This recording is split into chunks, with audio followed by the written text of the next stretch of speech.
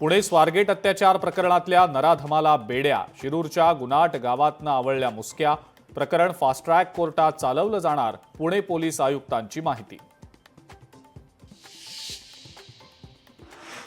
पुणे स्वारगेट बस अत्याचार प्रकरणातल्या आरोपीला कोर्टात हजर करणार, थोड्याच वेळात आरोपीला शिवाजीनगर कोर्टात हजर करणार।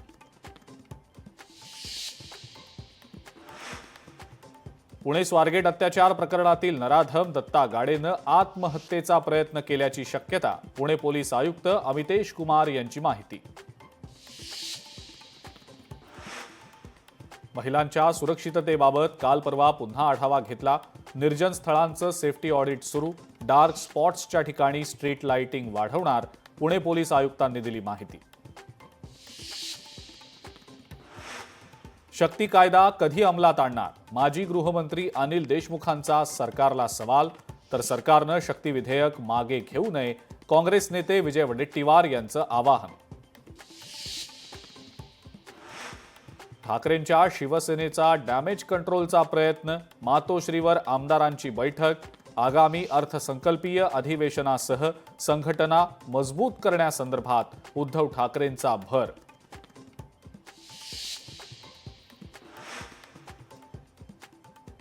रत्नागिरीतल्या दापोलीमध्ये ठाकरेंच्या शिवसेनेला मोठा धक्का, उद्धव ठाकरेंचे 8 नगरसेवक धनुष्यबाण हाती घेणार, गृहराज्यमंत्री योगेश कदम यांच्या उपस्थितीत पक्षप्रवेश। प्रशांत कोरटकरला आज अटक होण्याची शक्यता, मध्य प्रदेशच्या बालाघाट इथं लपल्याची सूत्रांची गोपनीय माहिती।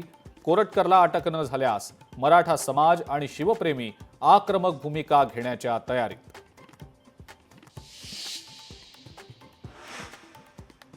आणि न्यू इंडिया कोऑपरेटिव्ह बँक गैरव्यवहार प्रकरणी चौथा आरोपी गजाआड, 122 कोटी रुपयांच्या अपहारातील 15 कोटी रुपये स्वीकारणाऱ्या मनोहर अरुणाचलमला आर्थिक गुन्हे शाखेनं केली अटक।